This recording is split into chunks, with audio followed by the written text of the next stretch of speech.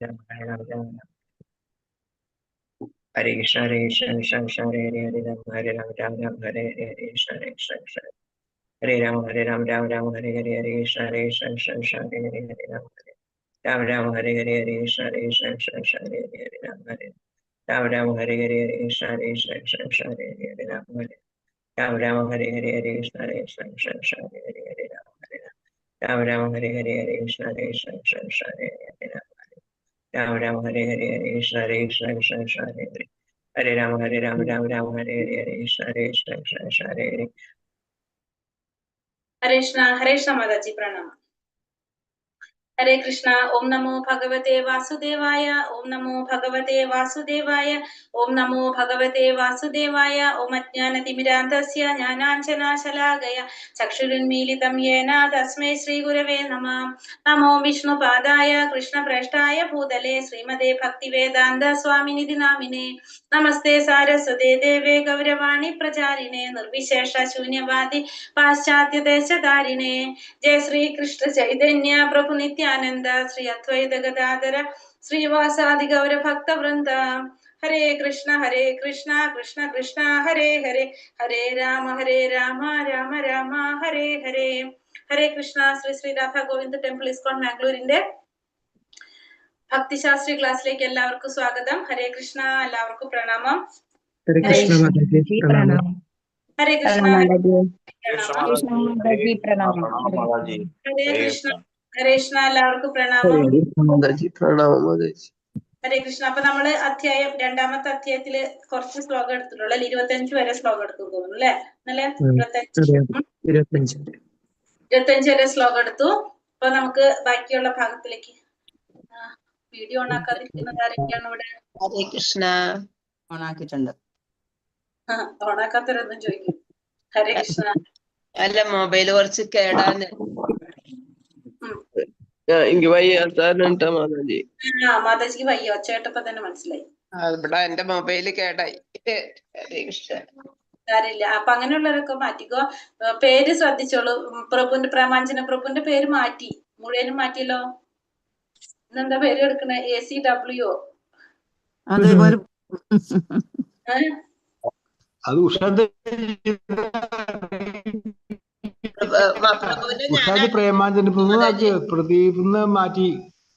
അല്ല, ഇന്നിപ്പോ നോക്കിയ ഫ്രണ്ടില് പേരെന്താന്ന്? പ്രഭുവിന്റെ.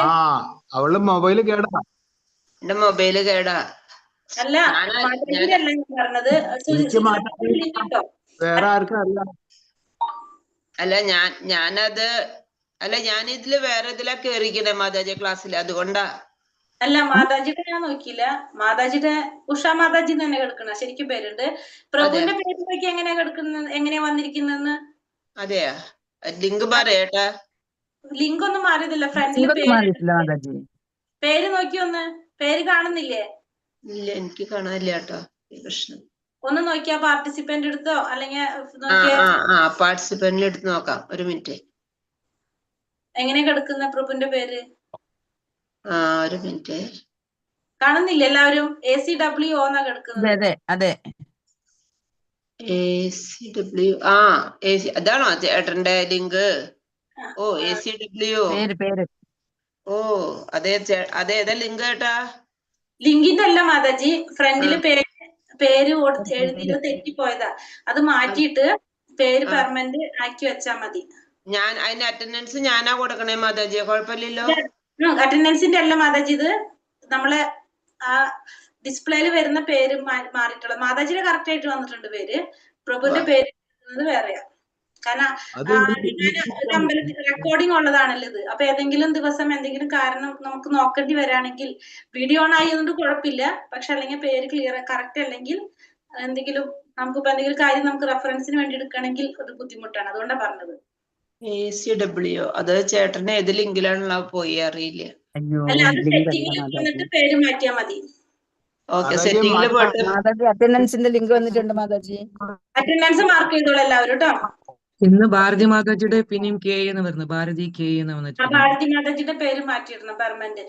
നമ്മളെ ഗ്രൂപ്പിലെ വീഡിയോ ഇട്ടുണ്ടായിരുന്നു. അങ്ങനെയാണ് അറ്റൻഡൻസ് പേര് മാറ്റുന്ന വീഡിയോ. ഇല്ല ഇല്ല അല്ലെ? നമ്മളിൽ ഇട്ടിട്ടില്ല. ഓക്കെ, ഇട്ടുതരാം. അപ്പൊ അത് ഇട്ടിട്ട് ഒന്ന് പെർമനന്റ് മാറ്റി വെച്ചോളൂ. അപ്പൊ പിന്നെ എപ്പോഴെപ്പോഴും മാറ്റേണ്ട ആവശ്യമില്ലല്ലോ. ഇത് ദിവസം മാറ്റുന്നുണ്ട്, എനിക്ക് അറിയുന്നില്ല പിന്നെ എന്താ ചെയ്യേണ്ടത്. അല്ല അറ്റൻഡൻസ് വന്നിണ്ടാ? അറ്റൻഡൻസിന്റെ ലിങ്ക് വന്നിട്ടുണ്ട്. വന്നിട്ടുണ്ട്. Okay okay. ഹരേ കൃഷ്ണ. അപ്പൊ നമ്മള് അധ്യായം 2 25 ശ്ലോകം വരെ നമ്മൾ എടുത്തിട്ടുണ്ടായിരുന്നു. ഇന്നലെ നമ്മള് 16ാമത്തെ ശ്ലോകം തൊട്ടാണ് ഇന്നലെ എടുത്തത് അല്ലെ നമ്മള്. അപ്പൊ 15 കഴിഞ്ഞ് 16ാമത്തെ ശ്ലോകത്തില് നമ്മൾ എന്താ പറഞ്ഞത്? ഇന്നലെ ആത്മാവിനെ കുറിച്ച് ആത്മാവെന്ന് പറയുന്നത് നിത്യമായിട്ടുള്ളതാണ്, ശരീരം എന്ന് പറയുന്നത് താൽക്കാലികമാണെന്നാണ് പറഞ്ഞത്. കാരണം ശരീരത്തിന് നാശമുണ്ട്, ആത്മാവിന് നാശമില്ല. ഇത് രണ്ടിന്റെയും സ്വഭാവങ്ങൾ അറിഞ്ഞതിന് ശേഷമാണ് ഈ വസ്തുത അംഗീകരിച്ചതെന്നാണ് 16-ൽ നമ്മൾ കണ്ടത്. 17ാമത്തെ ശ്ലോകത്തിൽ നമുക്ക് പറഞ്ഞു ഈ ശരീരം മുഴുവനും വ്യാപിച്ചിരിക്കുന്നതാണ് എന്ത്? ഈ ആത്മാവ്. അതിനൊരിക്കലും എന്തില്ല? നാശമില്ല. ആത്മാവിനെ കുറിച്ച് തന്നെയാണ് ഇവിടെ ഇന്നലെ നമ്മൾ മുഴുവനും പറഞ്ഞത്. ആത്മാവിന്റെ വലുപ്പത്തെ കുറിച്ച് പറഞ്ഞു. ഒരു മുടിയുടെ തുമ്പിന്റെ 10,000 ആത്മാവിന്റെ വലിപ്പം എന്ന് നമ്മൾ കണ്ടു. പിന്നെ ശരീരത്തിന് നാശം സംഭവിക്കും, ആത്മാവിന് ഒരിക്കലും നാശം സംഭവിക്കുന്നില്ല എന്നുള്ളതാണ് 18ാമത്തെ ശ്ലോകത്തിലും പറഞ്ഞു തന്നത്. 19-ല് നമുക്ക് എന്തെന്നെ പറഞ്ഞത്? ആത്മാവ് ആരെയും കൊല്ലുന്നില്ല, ഒന്നിനെയും കൊല്ലുന്നില്ല, കൊല്ലപ്പെടുന്നില്ല, മറ്റുള്ളവരാൽ കൊല്ലപ്പെടുന്നുമില്ല എന്ന് ആണ് 19-ല് നമ്മൾ കണ്ടത്. 20ാമത്തെ ശ്ലോകത്തിലും പറഞ്ഞു ആത്മാവിന് എന്തില്ല? ജനന മരണമില്ല. അത് ഉണ്ടായിട്ടില്ല, ഇനി ഉണ്ടാകുന്നില്ല, ഭാവിയിലുണ്ടാകുന്നുമില്ല. 21-ല് പറഞ്ഞു ആത്മാവിന്റെ ആ നിത്യമായിട്ടുള്ള സ്വഭാവം മനസ്സിലാക്കി കഴിയുന്നവർക്ക് എന്തുണ്ടാവില്ല? ഈ ഭൗതികമായിട്ടുള്ള കാഴ്ചകൾ അല്ലെങ്കിൽ മായാ കാഴ്ചകളിലൊന്നും അവരെ കൊടുക്കാനായിട്ട് സാധിക്കില്ല. ഈ ആത്മാവിന്റെ സ്വഭാവം, നിത്യ സ്വഭാവം എന്താണെന്ന് മനസ്സിലാക്കി കഴിഞ്ഞാൽ അവർക്ക് പിന്നെ എന്തുണ്ടാവില്ല? മായയിൽ പെടില്ല. അവര് ഭൗതികമായിട്ടുള്ള ഈ കാഴ്ചകളൊന്നും കുടുങ്ങി പോകില്ല. ആത്മാവിനെ കുറിച്ച് മനസ്സിലാക്കുന്നവര്, ശരിയായ രീതിയിൽ മനസ്സിലാക്കുന്നവര് എന്നാണ് നമ്മള് 21-ല് പറഞ്ഞു. 22-ല് പറഞ്ഞു ശരീരം മാറ്റുന്ന പോലെയാണ് എന്ത്? ശരീരത്തില് വസ്ത്രം മാറ്റുന്ന പോലെയാണ് ഈ ശരീരത്തിനെ മാറ്റുന്നത് അല്ലെ. കാരണം പഴയ ഉടുപ്പ് മാറ്റി പുതിയ ഉടുപ്പ് ധരിക്കുന്ന പോലെ, നമ്മളൊരു കേടായ ഡ്രസ്സ് മാറ്റിയിട്ട് പുതിയ ഡ്രസ്സ് എടുത്തിടുന്ന പോലെയാണ് ഈ ശരീരം മാറ്റി പുതിയ ശരീരം സ്വീകരിക്കുന്നത് എന്നാണ് 22-ൽ നമുക്ക് കണ്ടത്. 23ാമത്തെ ശ്ലോകത്തിൽ പറഞ്ഞു ആയുധം കൊണ്ടോ അഗ്നി കൊണ്ടോ ജലം കൊണ്ടോ വായു കൊണ്ടോ ഇതൊന്നും കൊണ്ടും ആത്മാവിന് ഒന്നും ചെയ്യാൻ സാധിക്കില്ല. ആത്മാവിന് യാതൊരു തരത്തിലുള്ള മാറ്റങ്ങളും സംഭവിക്കുന്നില്ല. ഇതൊന്നും ആരെ ബാധിക്കില്ല? ആത്മാവിനെ ബാധിക്കുന്നില്ല എന്നുള്ളതാണ് 23-ല് നമ്മൾ കണ്ടത്. 24-ല് പറഞ്ഞ് ആത്മാവ് എന്ന് പറയുന്നത് ശാശ്വതമായിട്ടുള്ളതാണ്, അതിന് ഒരിക്കലും മാറ്റം സംഭവിക്കുന്നില്ല. പിന്നെ അദൃശ്യനാണത്, അചിന്ത്യനാണത്, വികാരങ്ങള് മാറ്റമില്ലാത്തതാണ് എന്നാണ് എന്തില് പറഞ്ഞത്? 25ാമത്തതില് നമ്മൾ പറഞ്ഞത്. അത്രയാണ് നമ്മള് പറഞ്ഞു നിർത്തിയത് അല്ലെ. 25 വരെയല്ലേ നമ്മൾ എടുത്തിട്ടുണ്ടായിരുന്നത്. അപ്പൊ ഇതില് മെയിൻ ആയിട്ട് 16ാമത്തെ തൊട്ട് 18ാമത്തെ ശ്ലോകത്തില് നമുക്ക് കണ്ടത് ആത്മാവും ശരീരവും തമ്മിലുള്ള വ്യത്യാസത്തെ കുറിച്ചും, പിന്നെ 19 മുതൽ 25 വരെ നമ്മൾ കണ്ടത് ഈ ആത്മാവിനെ കുറിച്ചിട്ട്, ആത്മാവിന്റെ നിത്യതയും അല്ലെങ്കിൽ അതിന്റെ അവിനാശിയായിട്ടുള്ള ഒരിക്കലും നശിക്കാത്ത ആത്മാവിന്റെ സ്വഭാവത്തെ കുറിച്ചാണ് നമ്മൾ ഈ 25 വരെയുള്ള ശ്ലോകത്തില് പറഞ്ഞത്. ഇനി ആത്മാവിനെ കുറിച്ച് പറഞ്ഞത് ഇത്രയും കാര്യങ്ങളാണ് ആത്മാവിനെ കുറിച്ച് പറഞ്ഞത്. അപ്പൊ ഇവിടെ മനസ്സിലായെന്ന് വെച്ചാല് ആത്മാവ് എന്ന് പറയുന്നത് ഒരിക്കലും നശിക്കാത്തതാണ്, നിത്യനാണ്. പക്ഷെ ശരീരം അങ്ങനെയല്ല. അതാണ് നമ്മളിവിടെ മെയിൻ ആയിട്ട് നമ്മൾ കണ്ടത്. ഇനി 26 മുതല് പറയുന്ന ശ്ലോകം നോക്കാം. ഇനി ജനന മരണ ചക്രത്തെ കുറിച്ച് ഉള്ള വിശദീകരിക്കാനാണ് ഇനി പോകുന്നത്. ഇതുവരെയാണ് നമ്മൾ 25 വരെയുള്ള ശ്ലോകമാണ് ആത്മാവിനെ കുറിച്ച് ക്ലിയർ ആയിട്ട് ഭഗവാൻ പറയുന്നുണ്ടായിരുന്നത്. ഇനി 26 തൊട്ട് നോക്കാം. അറ്റൻഡൻസ് എല്ലാവരും മാർക്ക് ചെയ്തല്ലോ അല്ലെ? മാർക്ക് ചെയ്ത് വരുന്നു.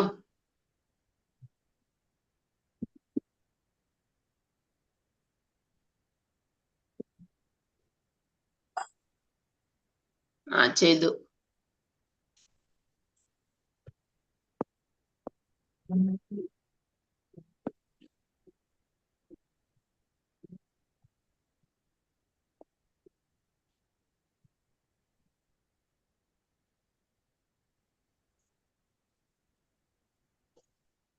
ഹരേ കൃഷ്ണ. ഓം നമോ ഭഗവതേ വാസുദേവായ.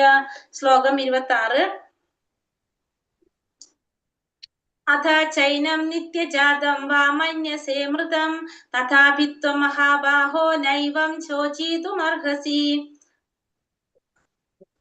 അതല്ല, ആത്മാവ് ജനിക്കുകയും എന്നേക്കുമായി മരിക്കുകയും ചെയ്യുന്നു എന്നതാണ് വിശ്വാസമെങ്കിൽ തന്നെയും മഹാബാഹോ നിനക്ക് ദുഃഖിക്കാനില്ല. അപ്പൊ ആത്മാവിനൊരിക്കലും നാശമില്ലാത്തതാണ്, അതിനെന്തില്ല, ജനന മരണങ്ങളില്ല എന്നൊക്കെയാണ് എന്തിൽ പറഞ്ഞത്, ഈ വരെയുള്ള ശ്ലോകത്തിൽ പറഞ്ഞത്. അപ്പൊ ഇനി നീ വിചാരിക്കാണ്, ഇപ്പൊ ഭഗവാൻ പറയുന്നത് അർജുനൻ വിശ്വസിക്കണം എന്നില്ലല്ലോ. അർജുനനോട് പറയാണ്, ഇനി നീ അങ്ങനെയല്ല വിചാരിക്കുന്നത്, ഞാൻ ഈ പറയുന്നത് നീ വിചാരിക്കുന്നില്ല എങ്കിൽ തന്നെയും എന്താണ്, നിനക്ക് ദുഃഖിക്കേണ്ട. കാരണം എന്താ പറഞ്ഞത്, ആത്മാവ് ജനിക്കുകയും എന്നേക്കുമായി മരിക്കുകയും ചെയ്യുന്നു എന്നാണ് നിന്റെ വിശ്വാസമെങ്കിൽ തന്നെയും മഹാബാഹോ നിനക്ക് ദുഃഖിക്കേണ്ട ആവശ്യമില്ല. അപ്പൊ എന്തുകൊണ്ടാണ് അത് പറയുന്നത്? ഒരു കൂമ്പാരം രാസപദാർത്ഥങ്ങൾ നഷ്ടപ്പെടുമെന്ന് വിചാരിച്ച ആരെങ്കിലും തന്റെ കർത്തവ്യത്തിൽ നിന്ന് പിന്തിരിയുമോ? വൈഭാഷികരുടെ സിദ്ധാന്ത പ്രകാരം ഭൗതിക പദാർത്ഥങ്ങളിൽ നിന്ന് നിമിഷം തോറും എണ്ണമറ്റ ജീവജാലങ്ങൾ ഉണ്ടാകുന്നു, എണ്ണമറ്റുവ നശിക്കുകയും ചെയ്യുന്നു.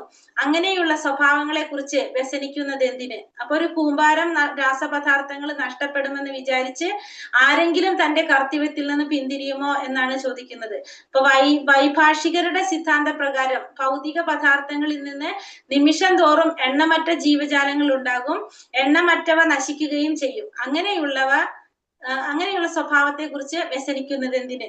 അപ്പൊ ഇവിടെ പറഞ്ഞത്, ഒരു കൂമ്പാരം രാസപദാർത്ഥങ്ങൾ നഷ്ടപ്പെടുമെന്ന് വിചാരിച്ചിട്ട് ആരെങ്കിലും എന്ത് ചെയ്യോ? സ്വന്തം കർത്തവ്യത്തിൽ നിന്നും പിന്മാറുമോ എന്നാണ് ചോദിക്കുന്നത്. വൈഭാഷിക സിദ്ധാന്ത പ്രകാരം എന്താ പറഞ്ഞത്, ഈ രാസപദാർത്ഥങ്ങളിൽ നിന്ന് നിമിഷം തോറും എണ്ണമറ്റ ജീവജാലങ്ങൾ ഉണ്ടാകും. അപ്പൊ ഇവിടെ രാസപദാർത്ഥങ്ങളിൽ നിന്ന് എണ്ണമറ്റ ജീവജാലങ്ങൾ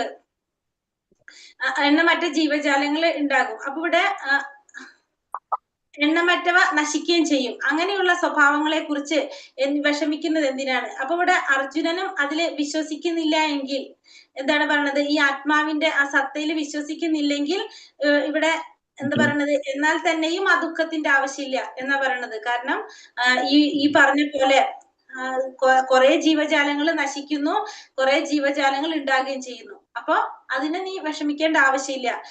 ആരെങ്കിലും അപ്പൊ അതുകൊണ്ട് അതിൽ നിന്ന് മാറുമോ എന്നാണ് ചോദിക്കുന്നത്. കുറെ നശിക്കുകയും ചെയ്യും, കുറെ ഉണ്ടാകുകയും ചെയ്യും. അപ്പൊ അതിൽ നിന്ന് അങ്ങനെ വിചാരിച്ചുകൊണ്ട് ആരെങ്കിലും അതിൽ നിന്നൊക്കെ മാറുമോ?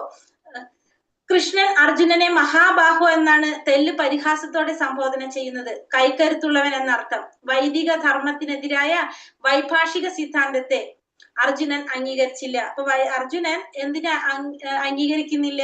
ഈ വൈദിക ധർമ്മത്തിനെതിരായിട്ടുള്ള ഇത്തരത്തിലുള്ള സിദ്ധാന്തത്തെ അർജുനൻ അംഗീകരിക്കുന്നില്ല. വൈഭാഷിക സിദ്ധാന്തത്തെ അർജുനൻ അംഗീകരിക്കുന്നില്ല. അതായത് ഭൗതികമായിട്ടുള്ള ഒരു കാഴ്ചപ്പാട്, അല്ലെങ്കിൽ നമ്മള് ശാസ്ത്രങ്ങൾക്ക് ഓപ്പോസിറ്റ് ചെയ്തിട്ടുള്ള ഒരു കാര്യങ്ങള് അത് അർജുനൻ അംഗീകരിക്കുന്നില്ല. അർജുനൻ എങ്ങനെയാ ചിന്തിക്കുന്നത്? ആ ശാസ്ത്രങ്ങൾക്ക് അനുസൃതമായിട്ട് തന്നെയാണ് അർജുനൻ ചിന്തിക്കുന്നത്. ക്ഷത്രിയൻ എന്ന നിലയ്ക്ക് വൈദിക സംസ്കാരമായിട്ടാണ് അർജുനന് ബന്ധം. അപ്പൊ അർജുനന് ബന്ധം എന്തായിട്ടാണ്? ഈ വൈദിക സംസ്കാരമായിട്ട് തന്നെയാണ്. ആ സിദ്ധാന്തങ്ങൾ അനുസരിക്കാൻ അദ്ദേഹം നിർബന്ധിതനുമാണ്. അപ്പൊ അർജുനൻ ആ ശാസ്ത്രങ്ങളുടെ അടിസ്ഥാനത്തിൽ തന്നെയാണ് അർജുനൻ ചിന്തിക്കുന്നത്. അല്ലാതെ അർജുനൻ എന്ത് ചിന്തിക്കുന്നില്ല ഒരിക്കലും. ദൈവിക ധർമ്മത്തിന് എതിരായിട്ടുള്ള ആ വൈഭാഷിക സിദ്ധാന്തത്തെ അർജുനൻ ഒരിക്കലും അംഗീകരിക്കുന്നില്ല. അപ്പോ ഇവിടെ പറഞ്ഞത്, ശരീരം ജനിക്കുന്നു, എന്താ പറയാ, ആത്മാവ് ജനിക്കുകയും എന്നേക്കുമായി മരിക്കുന്നതാണ് നീ വിശ്വസിക്കുന്നതെങ്കിൽ തന്നെ നിനക്ക് ദുഃഖിക്കേണ്ട ആവശ്യമില്ല എന്നാണ് ഇവിടെ ഭഗവാൻ പറയുന്നത്. കാരണം എന്താണ് ഇവിടെ? ജാതസ്യ ഹി ധ്രുവോ മൃത്യുർ ധ്രുവം ജന്മാമൃതസ്യ ച തസ്മാദ പരിഹാര്യർത്ഥേ നത്വം ശോചിതുമർഹസി. ജനിച്ചവന് മരണം നിശ്ചിതമാണ്, മരിച്ചവന് ജനനവും. അതിനാൽ തന്റെ നിയതമായ അനിവാര്യമായ കർത്തവ്യ നിർവഹണത്തെ പറ്റി നീ വ്യസനിക്കേണ്ട. കാരണം ജനിച്ചു കഴിഞ്ഞാൽ മരിക്കാന്നുള്ളതും മരിച്ചു കഴിഞ്ഞാൽ ജനിക്കാന്നുള്ളതും നിശ്ചയമായിട്ടുള്ള കാര്യമാണ്. അപ്പൊ അതുകൊണ്ട് നീ നിന്റെ അനിവാര്യമായ കർത്തവ്യ നിർവഹണത്തെ പറ്റി നീ വിഷമിക്കേണ്ടതില്ല. അപ്പൊ നമ്മൾ ജനിച്ചാ മരിക്കും, മരിച്ചാ ജനിക്കും. അത് നമുക്ക് ഒഴിവാക്കാൻ സാധിക്കാത്ത കാര്യം തന്നെയാണ്. അപ്പൊ അതുകൊണ്ട് നീ അതിനെ കുറിച്ച് ഓർത്ത് നീ വിഷമിക്കേണ്ടതില്ല എന്നാണ് ഇവിടെ ഭഗവാൻ അർജുനനോട് പറഞ്ഞു കൊടുക്കുന്നത്.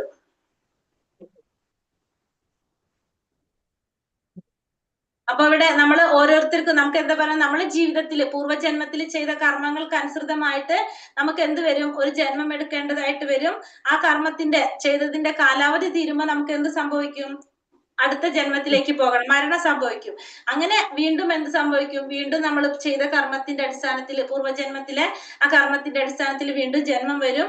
അതിങ്ങനെ ഒന്നിനു പുറകെ ഒന്നായിട്ട് ജനന മരണത്തിലൂടെ ഇങ്ങനെ സംഭവിച്ചുകൊണ്ടേയിരിക്കും. അപ്പോ അത് മോചനം ഇല്ലാതെ ഇങ്ങനെ നടന്നുകൊണ്ടേ ഇരിക്കുകയാണ്. അപ്പൊ ഇവിടെ എന്താ പറഞ്ഞത്?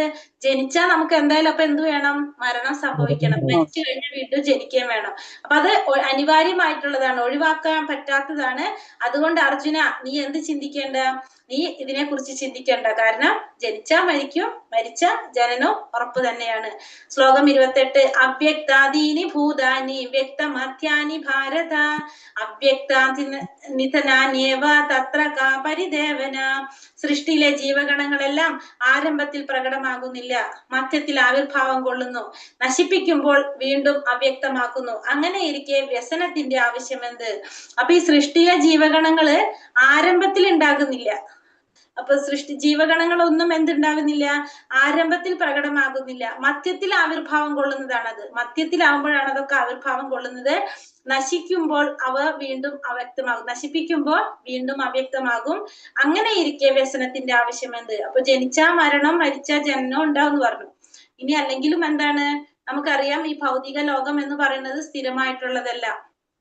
അത് എന്ത് സംഭവിക്കും? അതും നാശം സംഭവിക്കും, അതും ഇല്ലാതാകും. അപ്പൊ ഈ ജീവജാലങ്ങളൊക്കെ, ഈ പ്രപഞ്ചം ഉണ്ടാകുമ്പോ തന്നെ എന്ത് വരുന്നില്ല? ഈ ജീവജാലങ്ങളൊന്നും ഉണ്ടാകുന്നില്ല. അതിനുശേഷമാണ് ഇതൊക്കെ ആവിർഭാവം കൊള്ളുന്നത്.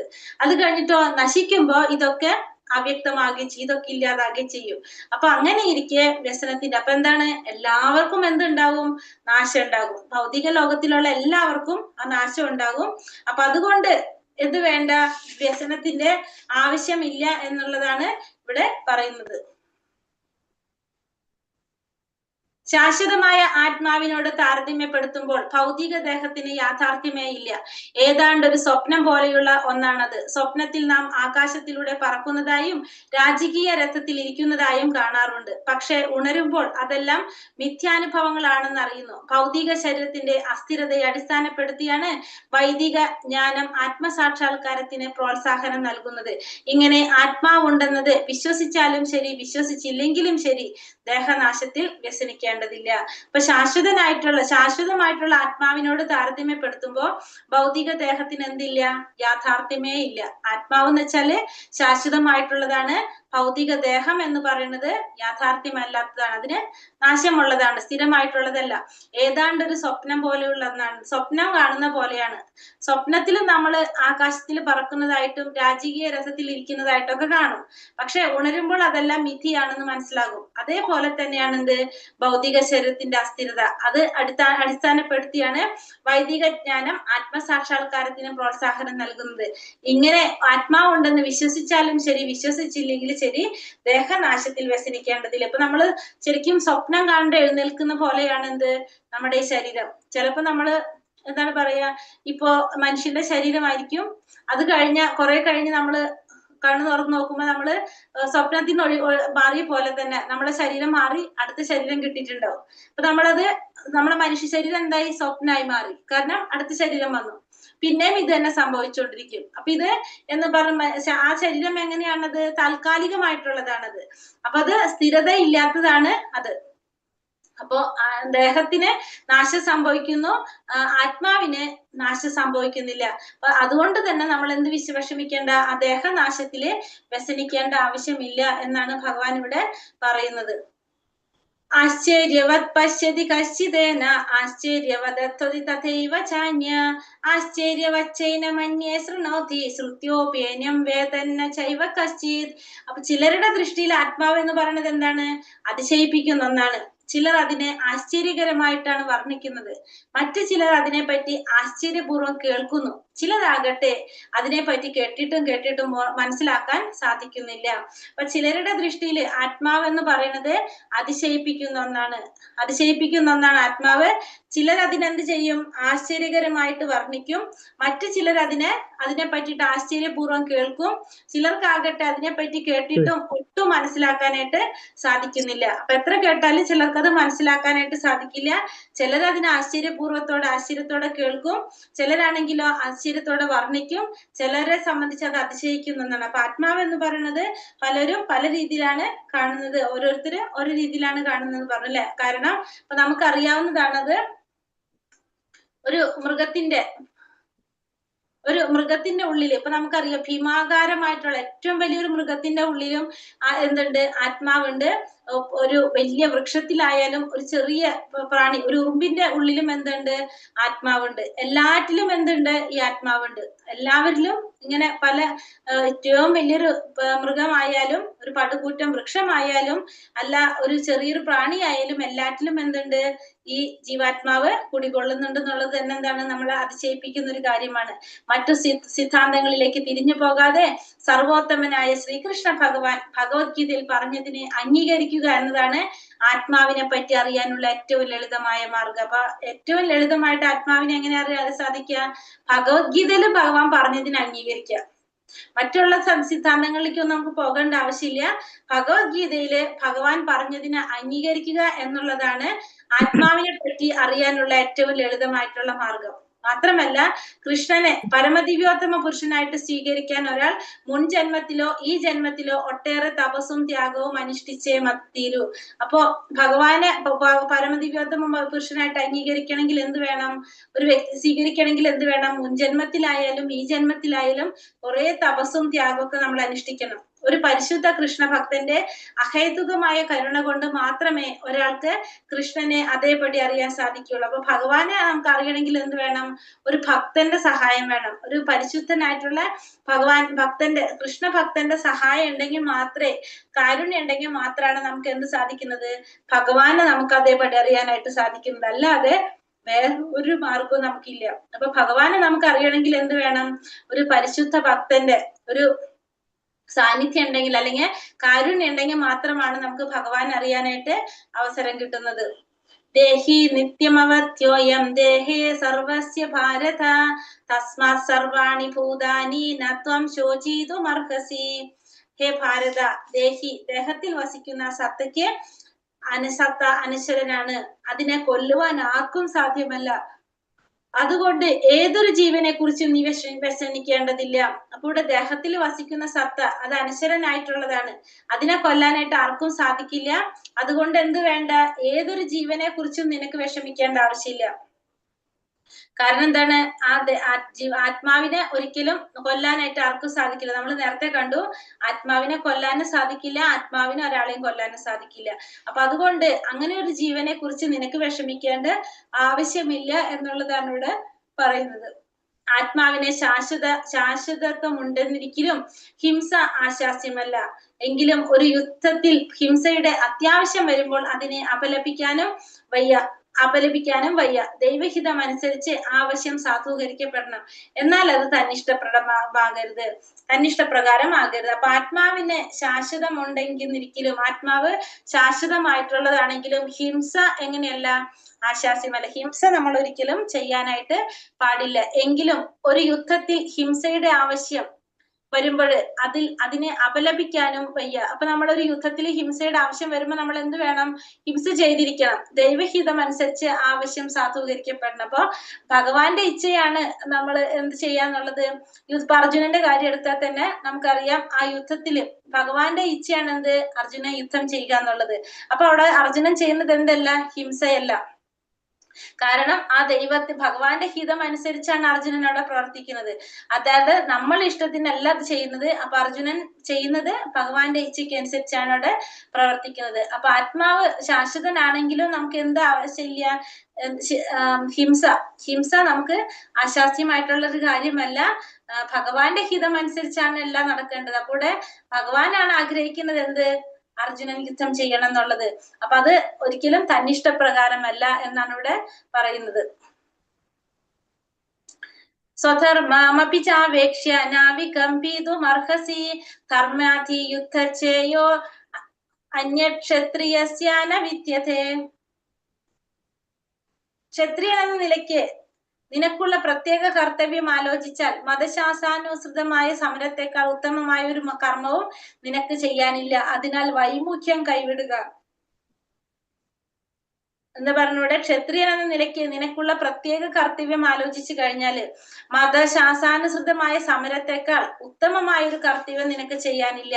അപ്പൊ ക്ഷത്രിയൻ എന്ന നിലയ്ക്ക് നിന്റെ പ്രത്യേക കർത്തവ്യം എന്താണ്? നിന്റെ ധർമ്മം അനുസരിച്ച് പ്രവർത്തിക്കുക എന്നുള്ളതാണ്. ഒരു ക്ഷത്രിയന്റെ ധർമ്മം എന്താണ്?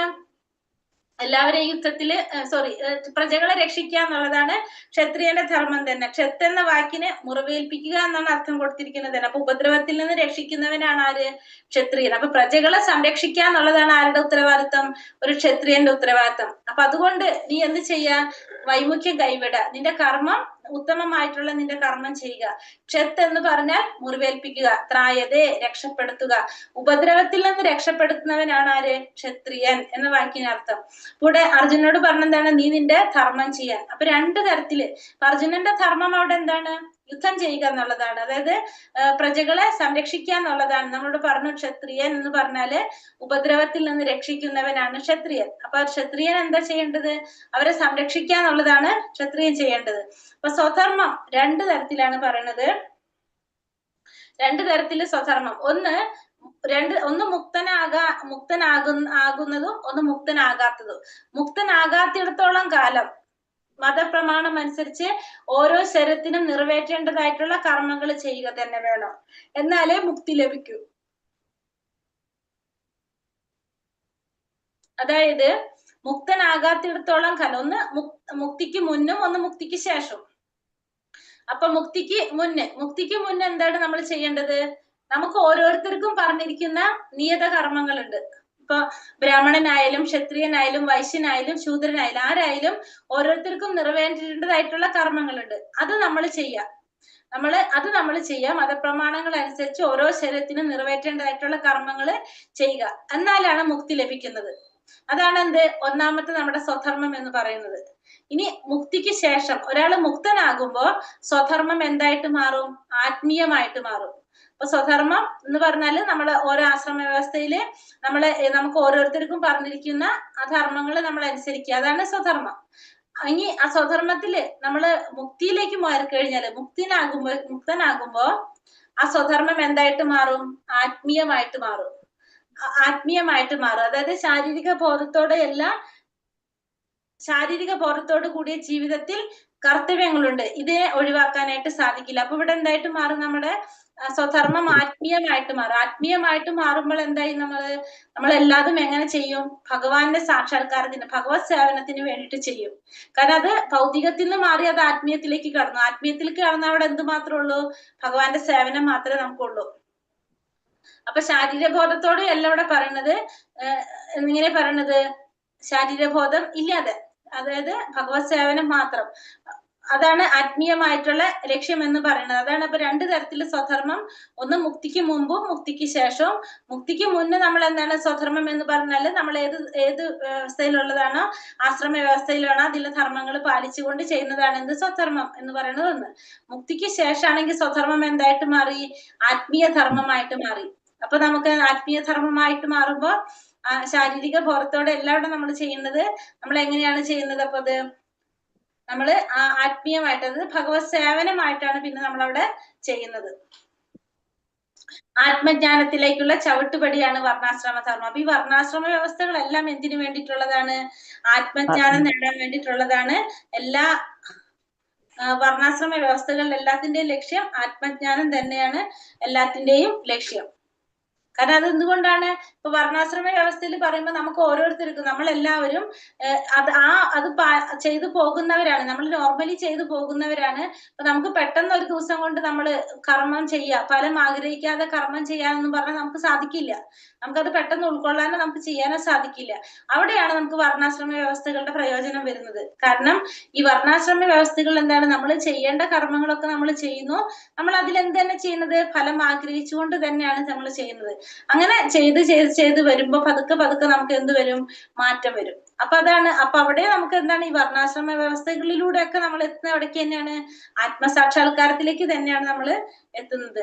യദൃച്ഛയാ ചോപപന്നം സ്വർഗദ്വാരമപാവൃതം സുഖിനാ ക്ഷത്രിയ പാർത്ഥ ലഭന്തേ യുദ്ധമീദൃശം. പാർത്ഥ, യാദൃശ്ചികമായി ഇതുപോലൊരു യുദ്ധത്തിന് അവസരം ലഭിക്കുന്ന ക്ഷത്രിയന്മാർ സന്തുഷ്ടരാണ്. എന്തെന്നാൽ സ്വർഗ കവാടം അവർക്ക് വേണ്ടി തുറക്കപ്പെട്ടിരിക്കുന്നു. അപ്പൊ യാദൃശ്ചികമായിട്ട് ഇതുപോലൊരു യുദ്ധത്തിന് അവസരം ലഭിക്കുന്ന ക്ഷത്രിയന്മാർ എങ്ങനെയാണ്? സന്തുഷ്ടരാണ്. അവരുടെ സ്വർഗ കവാടം അവർക്ക് വേണ്ടി തുറക്കപ്പെട്ടിരിക്കുന്നതാണ്. അപ്പൊ സ്വർഗത്തിന്റെ കവാടം ഇവർക്ക് വേണ്ടി തുറക്കപ്പെട്ടിരിക്കുന്നതാണ്.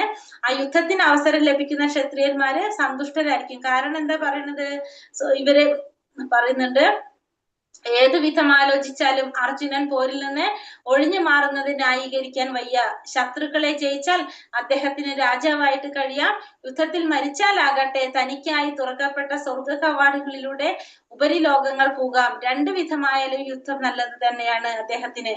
അപ്പോൾ പറയുന്നത്, യാദൃശ്ചികമായിട്ട് മരണം സംഭവിച്ചു കഴിഞ്ഞാല് യുദ്ധത്തിന് അവസരം ലഭിക്കുന്ന ക്ഷത്രിയന്മാർക്ക് എന്താണ്? സന്തുഷ്ടരായിരിക്കും.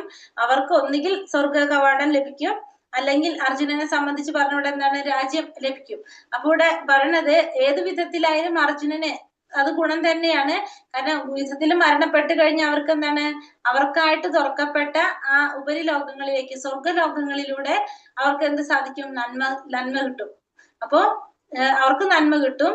നേരെ മറിച്ച് യുദ്ധത്തില് മരണപ്പെട്ട ഒരു കാര്യം അല്ലെ, ജയിച്ചു കഴിഞ്ഞാൽ അർജുനന് രാജ്യവും കിട്ടും. അപ്പൊ അർജുനനോട് പറയാണ്, ഏത് വിധത്തിലായാലും ചെയ്യുന്നത് നല്ലത് തന്നെയാണ്. കാരണം യാദൃശ്ചികമായിട്ട് ഇങ്ങനെ ക്ഷത്രിയന്മാര് സന്തുഷ്ടരായിരിക്കും യുദ്ധം ചെയ്യാൻ അവസരം കിട്ടുമ്പോ. കാരണം അങ്ങനെ അവർക്ക് എന്ത് സാധിക്കും? ഈ നിയമങ്ങളൊന്നും പാലിക്കാതെ തന്നെ അവർക്ക് സ്വർഗരാജ്യത്തിലേക്ക് പോകാനായിട്ട് സാധിക്കും. അല്ലാതെ ഇതിനെ കുറെ ഈ നമ്മളെ ഓരോ എന്താ പറയാ പറയുന്നുണ്ടല്ലോ,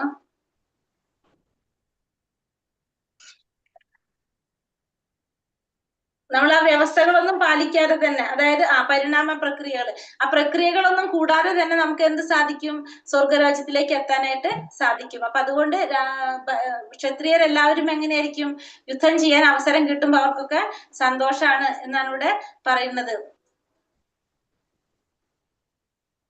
അടുത്തതിൽ പറഞ്ഞ അഥ ചേത്വമിമം ധർമ്മ്യം സംഗ്രാമം ന കരിഷ്യസി തഥാ സ്വധർമ്മ കീർത്തിം ച ഹിത്വാ പാപാമവാപ്സ്യസി.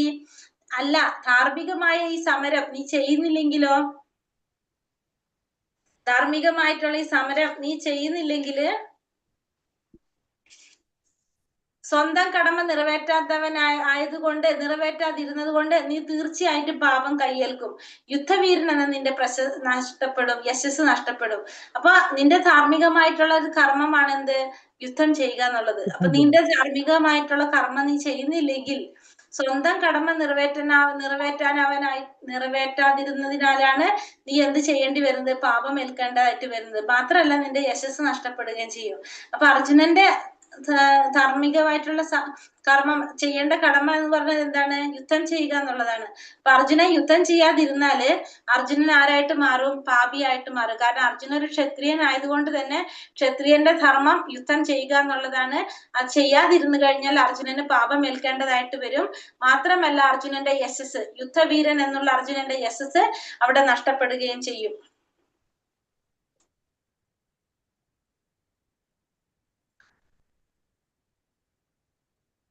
ഇതിന് മുന്നത്തെ ശ്ലോകത്തിൽ ഒരു പോയിന്റ് കൂടി പറയുന്നുണ്ട്.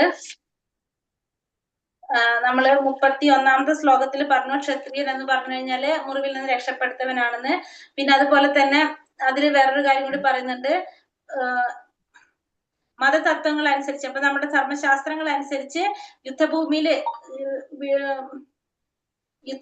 രണാങ്കണത്തിൽ ചെയ്യുന്ന ഹിംസയും യാഗാഗ്നിയിലെ ജന്തുബലിയും ഹിംസയായി കണക്കാക്കപ്പെടുന്നില്ല. അപ്പൊ രണ്ട് തരത്തിലുള്ള കാര്യങ്ങൾ ഹിംസയായിട്ട് പറയുന്നില്ല. ഒന്ന് യുദ്ധഭൂമിയിൽ നമ്മൾ കൊല്ലപ്പെടുക അല്ലെങ്കിൽ നമ്മൾ ചെയ്യുന്നതും, പിന്നെ അതുപോലെ തന്നെ യാഗാഗ്നിയില് യാഗങ്ങൾ നടത്തുമ്പോൾ അതിന് ജന്തുബലി ചെയ്യുന്നതും നമ്മൾ എന്തായിട്ട് പറയുന്നില്ല?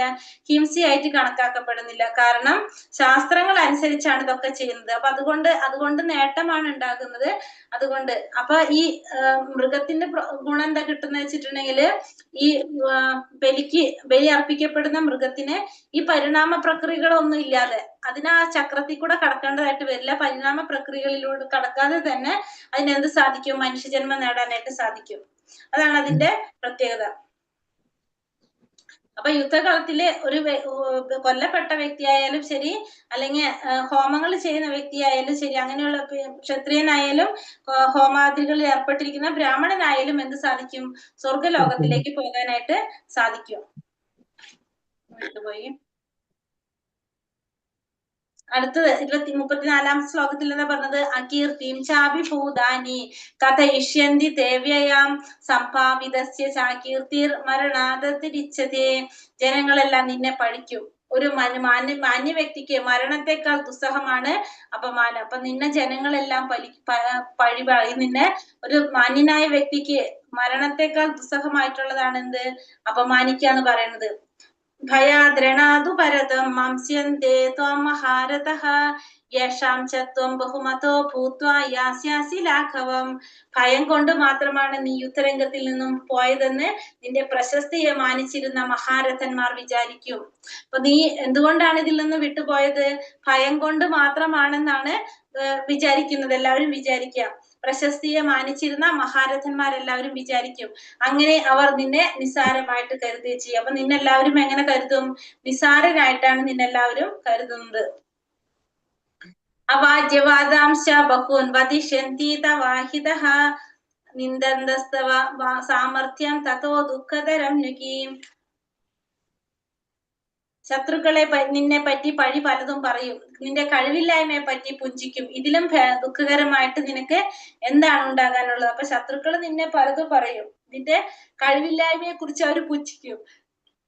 അപ്പൊ ഇതിലും ദുഃഖകരമായിട്ട് നിനക്ക് എന്താണ് ഉണ്ടാകാനുള്ളത്? അപ്പൊ ഇതിലും ദുഃഖകരമായിട്ട് നിനക്കൊന്നും ഉണ്ടാകാനില്ല ഇനി. അപ്പൊ അത്രയും ആണ് ഇവിടെ അർജുനനോട് പറഞ്ഞു കൊടുക്കുന്നത്.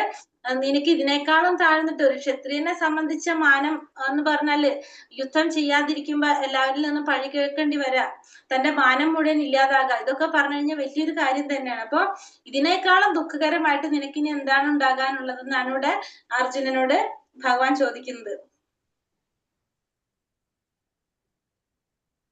ഹതോ വാ പ്രാപ്സ്യസി സ്വർഗം ജിത്വാ വാ ഭോക്ഷ്യസേ മഹീം തസ്മാദുത്തിഷ്ഠ കൗന്ദേയ യുദ്ധായ കൃതനിശ്ചയഃ. കുന്തിപുത്ര, ഒന്നുകിൽ നീ യുദ്ധത്തിൽ കൊല്ലപ്പെട്ട് സ്വർഗം പോകും, അല്ലെങ്കിൽ വിജയം നേടി സാമ്രാജ്യം ഭരിക്കും. ഏതായാലും ഉറച്ച തീരുമാനത്തോടെ എഴുന്നേറ്റ് യുദ്ധം ചെയ്യുക. അപ്പൊ ഒന്നുകിൽ നിനക്ക് എന്ത് സാധിക്കും? യുദ്ധത്തിൽ കൊല്ലപ്പെട്ട് സ്വർഗം പോകാനായിട്ട് സാധിക്കും, അതല്ലെങ്കിൽ നിനക്ക് വിജയം നേടിയിട്ട് രാജ്യം ഭരിക്കാനായിട്ട് സാധിക്കും. അപ്പൊ എന്തായാലും കുഴപ്പമില്ല, ഉറച്ച തീരുമാനത്തോടു കൂടി എഴുന്നേറ്റ് യുദ്ധം ചെയ്യാനാണ് ഇവിടെ പറയുന്നത്. അപ്പൊ അർജുനനോട് ഭഗവാൻ പറയുന്നത്, നീ യുദ്ധം ചെയ്ത് കഴിഞ്ഞാൽ ഒന്നുകിൽ നിനക്ക് എന്ത് കിട്ടും? സ്വർഗം കിട്ടും. അല്ല നീ വിജയിച്ചില്ല എങ്കിൽ നിനക്ക് എന്താണ്? മരണം സംഭവിക്കും. അല്ല, രണ്ടായാലും മരണം സംഭവിച്ചു കഴിഞ്ഞാൽ സ്വർഗം കിട്ടും, കൊല്ലപ്പെട്ട് കഴിഞ്ഞാല്. അതല്ല നീ ജയിക്കുകയാണെങ്കിലോ നിനക്ക് എന്ത് കിട്ടും? രാജ്യം കിട്ടും. അപ്പൊ എന്തായാലും വിരോധമില്ല, ഒന്നുകിൽ നിനക്ക് സ്വർഗത്തിലേക്ക് പോകാം, അല്ലെങ്കിൽ രാജ്യം ഭരിക്കാം. അപ്പൊ ഏതായാലും നിന്നെ സംബന്ധിച്ച് നല്ലതാണ്. അതുകൊണ്ട് നീ എന്ത് ചെയ്യാ? ഉറച്ച തീരുമാനത്തോടു കൂടി എഴുന്നേറ്റ് യുദ്ധം ചെയ്യൂ എന്നാണ് ഇവിടെ ഭഗവാൻ പറയുന്നത്. സുഖ ദുഃഖേ സമയേ കൃത്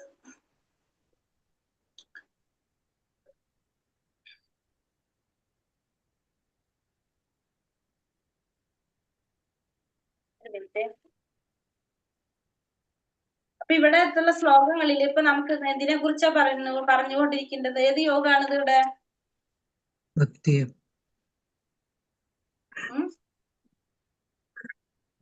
ഭക്തിയോഗം സാഖ്യയോഗം. ഭക്തിയോഗം അല്ലേ? സാഖ്യയോഗം അധ്യായം. അതായത് ഇപ്പൊ ഇവിടെ ഇതില് നമ്മള് ആത്മാവിനെ കുറിച്ചുള്ള അറിവ് പറഞ്ഞു കൊടുക്കുന്ന ശ്ലോകങ്ങൾ വരുന്നുണ്ടല്ലോ.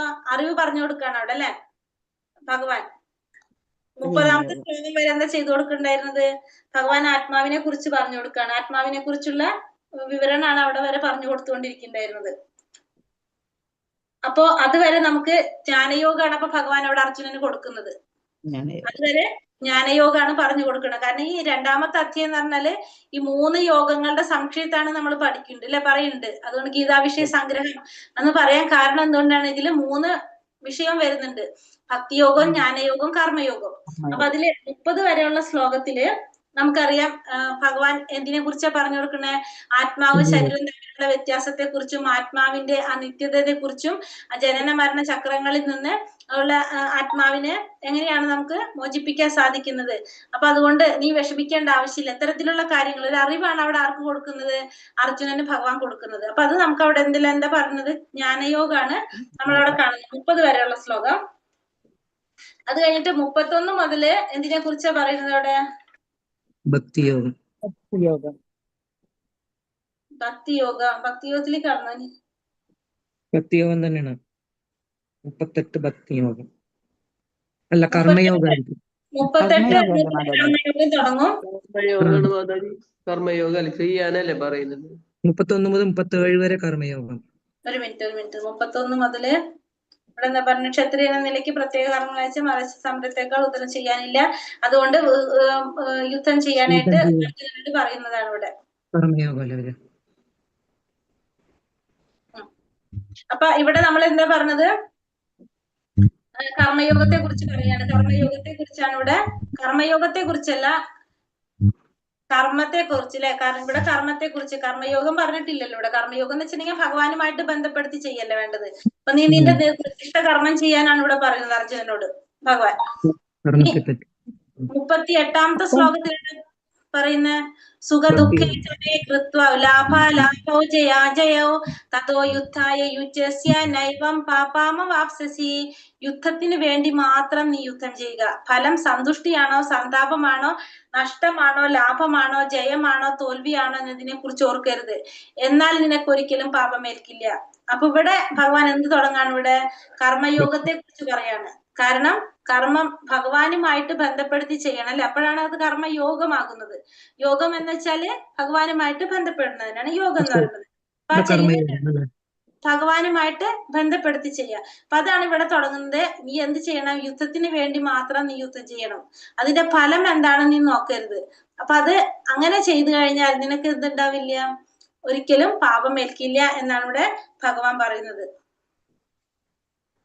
കൃഷ്ണാവബോധത്തോടെ ചെയ്യുന്ന കർമ്മങ്ങളിൽ സന്തോഷ സന്താപങ്ങളെയോ ലാഭനഷ്ടങ്ങളെയോ ജയപരാജയങ്ങളെ കുറിച്ചുള്ള പ്രശ്നം ഉദിക്കുന്നേയില്ല. അപ്പൊ കൃഷ്ണാവബോധത്തോടാണ് നമ്മൾ കർമ്മം ചെയ്യുന്നതെങ്കിൽ നമുക്ക് അവിടെ എന്തുണ്ടാവില്ല? സന്തോഷം, സന്താപം, ലാഭം, നഷ്ടം, ജയം, പരാജയം അതൊന്നും നമ്മൾ ചിന്തിക്കുന്നില്ല. കാരണം കൃഷ്ണാവബോധത്തോടെ ചെയ്യുകയാണെങ്കിൽ നമുക്ക് എന്തില്ല? നമ്മൾ അതിന്റെ ഫലം ആഗ്രഹിക്കുന്നില്ല. എന്തും ചെയ്യുന്നത് ആർക്ക് വേണ്ടിയിട്ടാണ്? ഭഗവാന് വേണ്ടിയിട്ടാണ് ചെയ്യുന്നത് എന്ന ദിവ്യമാണ് ആ അവബോധം. നമ്മുടെ അവബോധം എങ്ങനെയായിരിക്കും? അപ്പൊ ചെയ്യുന്നതെല്ലാം ഭഗവാന് വേണ്ടി ചെയ്യാം. അവിടെ ഭൗതിക പ്രവർത്തനങ്ങൾക്ക് പ്രതികരണം ഉണ്ടാവില്ല. അപ്പൊ അവിടെ നമുക്ക് എന്തില്ല? ഭൗതികമായിട്ടുള്ള പ്രവർത്തികളൊന്നുമില്ല. ചെയ്യുന്നതെല്ലാം ആർക്ക് വേണ്ടി ചെയ്യുന്നു? ഭഗവാന് വേണ്ടി ചെയ്യുന്നു. അപ്പൊ അതാണ് ഈ 38ാമത്തെ ശ്ലോകത്തില് നമുക്ക് പറഞ്ഞിരുന്നത്. അപ്പൊ 38ാമത്തെ ശ്ലോകം തൊട്ട് എന്ത് വരെയാണ് അവിടെ? ഏത് സ്റ്റാർട്ട് ചെയ്തു? കർമ്മയോഗം സ്റ്റാർട്ട് ചെയ്തു. കാരണം ഭഗവാനുമായിട്ട് ബന്ധപ്പെടുത്തിയിട്ടാണ് അവിടെ ചെയ്യുന്നത്.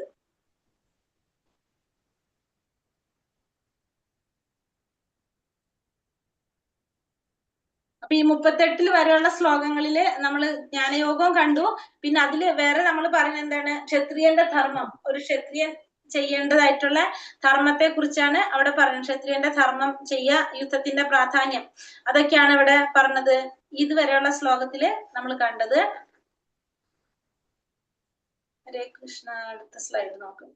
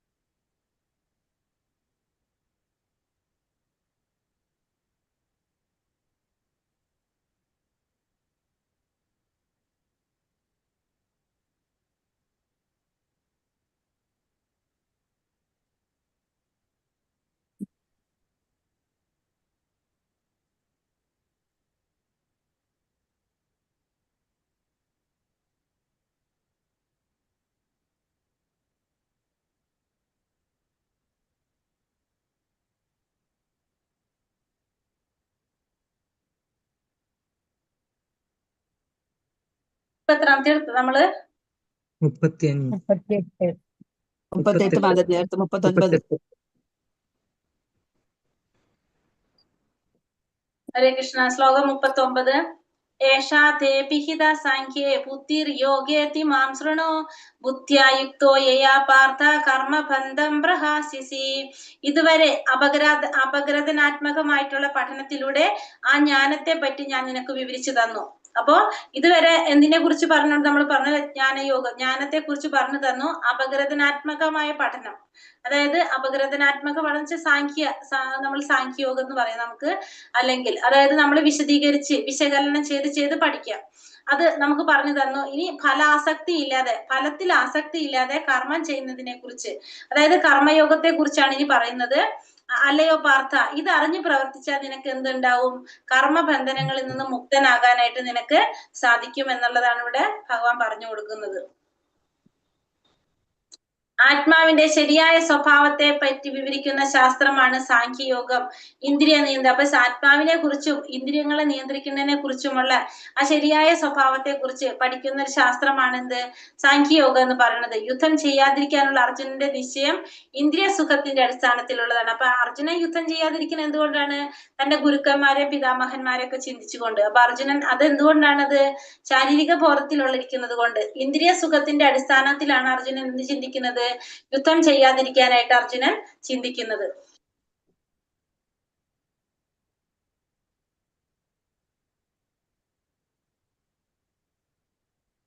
നേഹാഭിക്രമിനാശോസ്തി പ്രത്യവായോ ന വിദ്യത്തെ സ്വൽപമപ്യസ്യ ധർമ്മസ്യ ത്രായതേ മഹതോ ഭയാത്.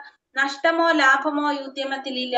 ഈ വഴിക്കുള്ള ചെറിയൊരു മുന്നേറ്റവും മഹാഭയങ്ങളിൽ നിന്ന് രക്ഷ നൽകുന്നു. അപ്പൊ നഷ്ടവും ലാഭവും ഒന്നും എന്തിൽ വരുന്നില്ല? ഈ ഉദ്യമത്തിൽ വരുന്നില്ല. ഈ വഴിക്കുള്ള ചെറിയ മുന്നേറ്റവും നമുക്ക് എന്ത് നൽകും? മഹാഭയങ്ങളിൽ നിന്ന് രക്ഷ നൽകും. ഏത് ഉദ്യമത്തെ കുറിച്ചാ പറയുന്നത് ഇവിടെ? യുദ്ധം ചെയ്യുന്നതിനെ കുറിച്ച് ആണോ? കർമ്മയോഗ കൃഷ്ണാവബോധത്തിലുള്ള പ്രവർത്തനങ്ങളെ കുറിച്ച്. അതായത് ഇപ്പൊ നമ്മൾ ഇതിന് മുന്നത്തെ ശ്ലോകത്തിൽ എന്താ പറഞ്ഞത്? ഇതിന് മുന്നത്തെ ശ്ലോകത്തിൽ പറഞ്ഞത് 39-ാമത്തെ, അതെ, അതായത് നമ്മൾ ഇതിൽ പറഞ്ഞത് ഫലാസക്തി ഇല്ലാതെ കർമ്മം ചെയ്യുന്നതിനെ കുറിച്ചാണ് ഇനി പറയുന്നത് പറഞ്ഞു അല്ലെ. അപ്പൊ ഫലാസക്തി ഇല്ലാതെ കർമ്മം ചെയ്യുമ്പോൾ നമുക്ക് അവിടെ എന്ത് സംഭവിക്കുന്നില്ല? ഫലത്തിൽ ആസക്തി ഇല്ലെങ്കിൽ നമുക്ക് അവിടെ നഷ്ടവും ലാഭവും ഇല്ല. നമ്മൾ എന്ത് പ്രവൃത്തി ചെയ്താലും നമുക്ക് അവിടെ എന്തില്ല? നഷ്ടവും ലാഭവും ഇല്ല. അത് മാത്രല്ല, നമ്മൾ ചെറിയതായിട്ട് ചെയ്താൽ പോലും നമുക്ക് എന്ത് സാധിക്കും? മഹാഭയങ്ങളിൽ നിന്ന് പോലും നമുക്ക് രക്ഷ നൽകാം. അതായത് ഭഗവാന്റെ സംരക്ഷണം നമുക്ക് ഉണ്ടാകും. നഷ്ടവും ലാഭമോ ഒന്നും ഇല്ല എന്തില്? എത്തരത്തിലുള്ള പ്രവർത്തനങ്ങൾ? കൃഷ്ണാവബോധ പ്രവർത്തനങ്ങളിൽ ഒരിക്കലും നഷ്ടവും ലാഭവും ഒന്നും സംഭവിക്കുന്നില്ല. മാത്രമല്ല, ചെറിയൊരു മുന്നേറ്റം പോലും നമുക്ക് എന്ത് സാധിക്കും? മഹാഭയങ്ങളിൽ നിന്ന് നമുക്ക് രക്ഷ നൽകാനായിട്ട് സാധിക്കും. കൃഷ്ണാവബോധത്തോടെ അല്ലെങ്കിൽ ഇന്ദ്രിയ സംതൃപ്തിയെ കാക്ഷിക്കാതെ കൃഷ്ണന് വേണ്ടി മാത്രം ചെയ്യുന്നതാണ് കർമ്മത്തിന്റെ അതീന്ദ്രിയ വൈശിഷ്ട്യം. അത്തരം പ്രവർത്തനങ്ങൾക്ക് വിഘ്നങ്ങൾ ഉണ്ടാകുന്നില്ല. ഒരിക്കലും അവ നഷ്ടത്തിൽ കലാശിക്കുന്നുമില്ല. കൃഷ്ണാവബോധത്തോടെ പ്രവർത്തിക്കുക, ഇന്ദ്രിയ സംതൃപ്തിയെ കാക്ഷിക്കാതെ ഭഗവാന് വേണ്ടി മാത്രം ചെയ്യുന്നതാണ് എന്ത്? കർമ്മത്തിന്റെ അതീന്ദ്രിയ വൈശിഷ്ട്യം എന്ന് പറയുന്നത്. അപ്പൊ അത്തരം പ്രവർത്തനങ്ങൾക്ക് എന്തുണ്ടാവില്ല? വിഘ്നങ്ങൾ ഉണ്ടാകില്ല. ഒരിക്കലും അവ നഷ്ടത്തിൽ കലാശിക്കുന്നുമില്ല. അപ്പൊ ഒരിക്കലും ഇത്തരത്തിലുള്ള പ്രവർത്തികൾ നമുക്ക് ഒരിക്കലും നഷ്ടം ഉണ്ടാവില്ല, വിഘ്നങ്ങൾ ഉണ്ടാവില്ല. എങ്ങനെയാണെങ്കിൽ ഇന്ദ്രിയ സംതൃപ്തി നമ്മൾ നോക്കാതെ ഭഗവാന് വേണ്ടി മാത്രം കർമ്മം ചെയ്യുക. നമ്മൾ ചെയ്യുന്ന പ്രവർത്തികൾ മുഴുവൻ ഭഗവാന്റെ ഇന്ദ്രിയങ്ങളെ സംരക്ഷിക്കാൻ വേണ്ടിയാണെങ്കിൽ, ഭഗവാന്റെ ഇന്ദ്രിയങ്ങളെ സംതൃപ്തിപ്പെടുത്താൻ വേണ്ടിയാണെങ്കിൽ നമുക്ക് അവിടെ എന്തുണ്ടാവില്ല? നമുക്ക് കർമ്മത്തിന്റെ തടസ്സങ്ങൾ ഉണ്ടാവില്ല. അതാണ് അതിന്റെ ഏറ്റവും വിശേഷമായിട്ടുള്ള കാര്യം എന്ന് പറയുന്നത്. കൃഷ്ണാവബോധത്തോടെ അനുഷ്ഠിക്കുന്ന പ്രവർത്തനം കേവലം 1% പോലും അതിന് പൂർണ്ണമായ ഫലം ലഭിക്കുന്നു. കൃഷ്ണാവബോധത്തോടെ പ്രവർത്തിക്കുക, അത് 1% പോലും, കേവലം 1% നമുക്ക് എന്ത് കിട്ടും? അതിന്റെ പൂർണ്ണമായിട്ടുള്ള ഫലം നമുക്ക് അനുഭവിക്കാനായിട്ട് സാധിക്കും. കൃഷ്ണാവബോധത്തോടുള്ള പ്രവർത്തനമാകട്ടെ ദേഹനാശത്തിന് ശേഷവും ഒരാളെ കൃഷ്ണാവബോധത്തിലേക്ക് നയിക്കുന്നു. കൃഷ്ണാവബോധത്തോടെ ചെയ്യുന്ന ഏതൊരു പ്രവൃത്തിയും നമ്മളെ ദേഹനാശത്തിന് ശേഷം, നമ്മുടെ ദേഹം നശിച്ചാലും നമ്മൾ എന്തിലേക്ക് കൊണ്ടുപോകുന്നത്? കൃഷ്ണാവബോധത്തിലേക്ക് കൊണ്ടുപോകും. കാരണം എന്തുകൊണ്ടാണത്? കൃഷ്ണാവബോധ പ്രവർത്തനം ആത്മാവിന്റെ പ്രവർത്തനമാണ്. കൃഷ്ണാവബോധ കൃഷ്ണാവബോധ പ്രവർത്തനം നമ്മള് ശരീരം കൊണ്ടല്ല ചെയ്യുന്നത്, നമ്മൾ ആത്മാവ് കൊണ്ടാണ് ചെയ്യുന്നത്. അതുകൊണ്ടാണ് നമുക്ക് മരണശേഷം എന്ത് സാധിക്കുന്നത്, നമ്മൾ ചെയ്യുന്ന പ്രവർത്തനങ്ങൾ നമുക്ക് വീണ്ടും കണ്ടിന്യൂ ചെയ്തു പോകാൻ സാധിക്കുന്നു നമ്മൾ പറഞ്ഞു അല്ലെ. കാരണം അത് ചെയ്യുന്നത് ആരാണ്? ആത്മാവാണ് ചെയ്യുന്നത്. ശരീരം കൊണ്ടല്ല നമ്മള് കൃഷ്ണാവബോധ പ്രവർത്തനങ്ങൾ ചെയ്യുന്നത്, നമ്മുടെ ശരീരം കൊണ്ടല്ല. ശരീരം കൊണ്ടാണെങ്കിൽ ശരീരം നശിച്ചു പോകുമ്പോൾ അതൊക്കെ തീർന്നു. പക്ഷെ ആത്മാവ് കൊണ്ട് ചെയ്യുന്നത് കൊണ്ട് തന്നെ ആത്മാവ് എന്ത് ചെയ്യുന്നു, നമ്മളിപ്പോ രാത്രി കഴിഞ്ഞ് നേരം വെളുത്ത് എഴുന്നേറ്റ് ചെയ്യുന്ന പോലെ ആത്മാവ് ഒരു ശരീരം സ്വീകരിച്ചു, ആ ശരീരത്തിൽ ഇരുന്നു കൊണ്ട് ചെയ്യാവുന്ന പ്രവർത്തികളൊക്കെ ചെയ്തു. അത് കഴിഞ്ഞിട്ട് പിറ്റന്നാൾ എന്ത് സംഭവിക്കും, ആ ശരീരം ഉപയോഗിക്കാൻ പറ്റണ്ടാകുമ്പോ അത് കളഞ്ഞു, അടുത്ത ശരീരം. അപ്പൊ നമ്മൾ ഈ ഉറങ്ങി എഴുന്നേൽക്കുന്ന പോലെയാണ് എന്ത്, ആത്മാവ് ചെയ്യുന്നത്. അപ്പൊ ഇന്നലത്തെ ശരീരത്തിൽ ഇരുന്നു കൊണ്ട് ചെയ്തു വെച്ച പ്രവർത്തികളുടെ കണ്ടിന്യൂവേഷൻ ആണ് പിന്നത്തെ ശരീരത്തിൽ ഇരുന്നു കൊണ്ട് ആത്മാവ് ചെയ്യുന്നത്. അപ്പൊ ദേഹത്ത് നശിച്ചാലും ആത്മാവ് എന്ന് സംഭവിക്കുന്നില്ല, ഈ തരത്തിൽ ചെയ്യുന്ന പ്രവർത്തനങ്ങളെ തുടർന്നുകൊണ്ടേ പോകും, അതിനൊരിക്കലും നഷ്ടം സംഭവിക്കുന്നില്ല. അതാണ്. പിന്നെ അത് മാത്രല്ല, നമ്മൾ ചെയ്യുന്നത് 1% ആണെങ്കിൽ, ചെറിയൊരു ശതമാനം ചെയ്താൽ പോലും നമുക്ക് അതിന് എന്ത് ലഭിക്കും, അതിന്റെ ഫലം ലഭിക്കും. അതാണ് പറഞ്ഞത് നേഹാപിക്രമിനാശ്വസ്തി സ്വല്പം നേഹാപിക്രമിനാശ്വസ്തി പ്രത്യവായോന ലിപിത്യതേ സ്വല്പം അപ്യസ്യ ധർമ്മസ്യ ത്രായതേ മഹതേ ഭയാന്ന് പറയാം. അപ്പൊ ചെറിയ എന്താ പറയാ, സ്വല്പം അപ്യസ്യ ധർമ്മസ്യ, ചെറുതായിട്ട് ചെയ്താൽ പോലും നമുക്ക് എന്താണ്, മഹാഭയങ്ങളിൽ നിന്ന് നമുക്ക് സംരക്ഷണം ലഭിക്കും എന്നാണ് അവിടെ നമുക്ക് പറഞ്ഞു തരുന്നത്.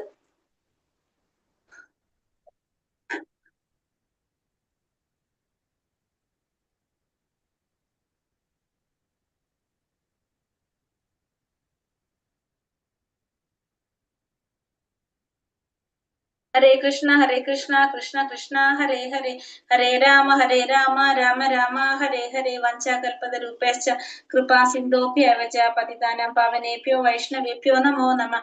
അനന്ത കോടി വൈഷ്ണവ ഭക്തവൃന്ദി കി ജയ്, ശ്രീല പ്രഭുപാദ് കി ജയ്, ഗുരുദേവ് കി ജയ്, നിത്തായ് ഗൗര പ്രേമാനന്ദേ. ഹരി ഹരി ബോൽ. ഹരേ ഹരേ കൃഷ്ണ. ഹരേ കൃഷ്ണ ഹരേ ഈ സ്ലൈഡില് പോയിന്റ്സ് കുറച്ച് കാണുന്നുള്ളൂ. എനിക്ക് തോന്നുന്നത് നമ്മളുടെ നിർത്തിയത് കേട്ടോ, അല്ലെങ്കിൽ ഇന്ന് കുറച്ചും കൂടി എടുക്കണമെന്നുണ്ടായിരുന്നു. നോക്കട്ടെ, എനിക്ക് ഈ സ്ലൈഡ് നോക്കിയിട്ട്. എനിക്ക് അറിയില്ലായിരുന്നു അത് മുഴുവൻ ഇല്ല എന്നുള്ളത്. വർണ്ണം 4 ആശ്രമം പറഞ്ഞു, അത് ഏതൊക്കെയാന്ന് പറയോ?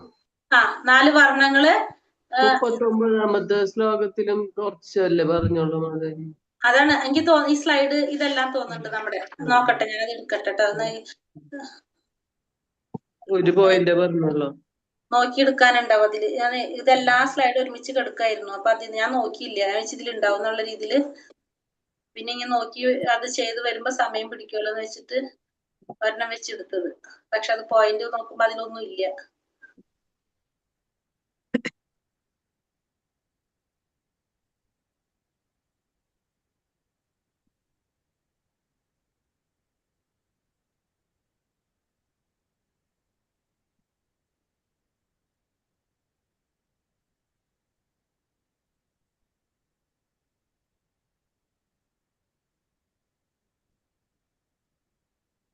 ഉണ്ടല്ലോ, ഒരു മിനിറ്റ്.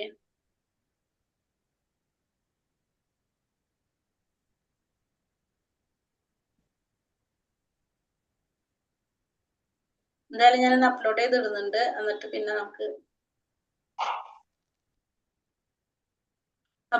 പ്രഭു 4 വർണ്ണങ്ങളും 4 ആശ്രമങ്ങളും, ബ്രാഹ്മണൻ, ക്ഷത്രിയൻ, വൈശ്യർ, ശൂദ്രർ, അതാണ് 4 നമ്മുടെ ആശ്രമങ്ങളും. അതില് എന്തൊക്കെയാണ്? ബ്രാഹ്മണൻ, ക്ഷത്രിയൻ, വൈശ്യർ, ശൂദ്രർ. പിന്നെ 4 ആശ്രമങ്ങൾ ഏതൊക്കെയാണ് നമ്മുടെ? ഫസ്റ്റ് ഏതാണ്? ബ്രഹ്മചര്യം, ഗൃഹസ്ഥാശ്രമം, വാനപ്രസ്ഥം, സന്യാസം.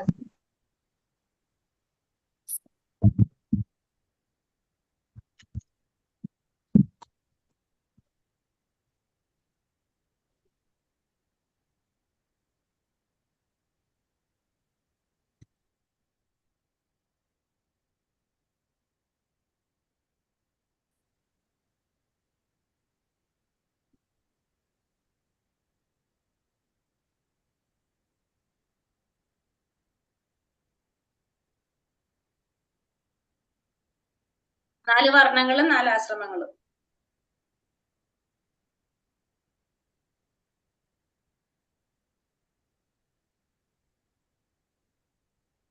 ഇപ്പൊ നമ്മളിന്ന്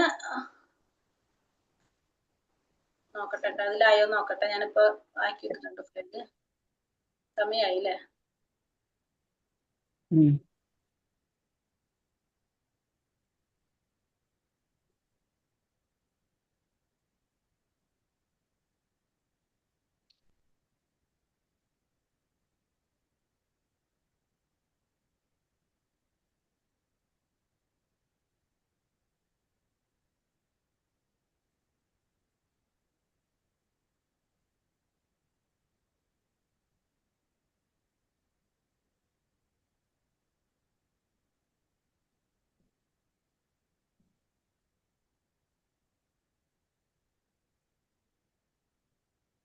നമ്മൾ ഇതിലേതൊട്ട് എടുത്തത്? 39, 38 വരെ അല്ല അതിൽ എടുത്തത്?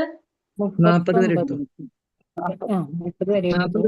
40 എടുത്തു. അല്ല, മറ്റേ സ്ലൈഡ് നിർത്തിയിട്ട് എടുത്തത് 38 തൊട്ടോ 39 തൊട്ടോ? 38 വരെ. 38 വരെ അല്ലെ? 38 വരെ അതിലെടുത്തു. ഓക്കെ, ഇത് പറഞ്ഞതാണ് നമ്മ 38. 39-ാമത്തെ ഇനി കർമ്മബന്ധനങ്ങളിൽ നിന്ന് മുക്തനാകാനായിട്ട് സാധിക്കും.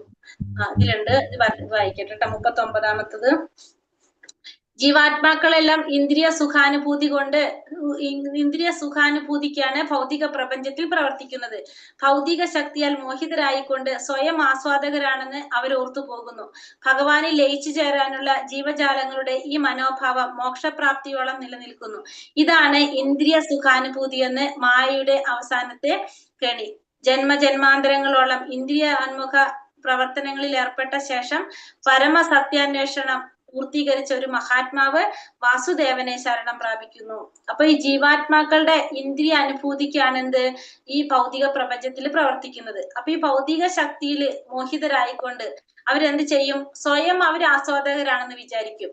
അപ്പോ അവരുടെ ഭാവം എങ്ങനെയായിരിക്കണം? ഭഗവാനിൽ ലയിച്ചു ചേരാനുള്ള ജീവജാലങ്ങളുടെ ഈ മനോഭാവം മോക്ഷപ്രാപ്തിയോളം തന്നെ നിലനിൽക്കുന്നതാണ്. അപ്പൊ അവരാഗ്രഹിക്കുന്നത് എന്താണ്? അവരുടെ ഇന്ദ്രിയ സംതൃപ്തിയാണ് അവർ ആഗ്രഹിക്കുന്നത്. അതാണ് എന്ത് ചെയ്യുന്നത്? മായയുടെ അവസാനത്തെ കെണി. നമ്മുടെ ഇന്ദ്രിയ സുഖാനുഭൂതി എന്ന മായയുടെ അവസാനത്തെ കെണി എന്ന് പറയുന്നത് അതാണ്. അപ്പൊ നമുക്ക് എന്ത് സംഭവിക്കും അതിന്റെ ഫലമായിട്ട്? ജന്മജന്മാന്തരങ്ങളോളം നമ്മൾ ഇന്ദ്രിയോന്മുഖ പ്രവർത്തനങ്ങളിൽ ഏർപ്പെട്ട ശേഷം കുറെ നാള് നമ്മൾ എന്ത് തന്നെ ചെയ്തുകൊണ്ടിരിക്കും? നമ്മുടെ ഇന്ദ്രിയ സംതൃപ്തിക്ക് വേണ്ടി തന്നെ നമ്മൾ പ്രവർത്തിച്ചുകൊണ്ടിരിക്കും. പിന്നെ അതിനുശേഷം നമുക്ക് എന്ത് സാധിക്കും? ആ പരമമായ സത്യാന്വേഷണം പൂർത്തീകരിച്ച് ഒരു മഹാത്മാവ് ആരെ ശരണം പ്രാപിക്കും? ഭഗവാനെ ശരണം പ്രാപിക്കും.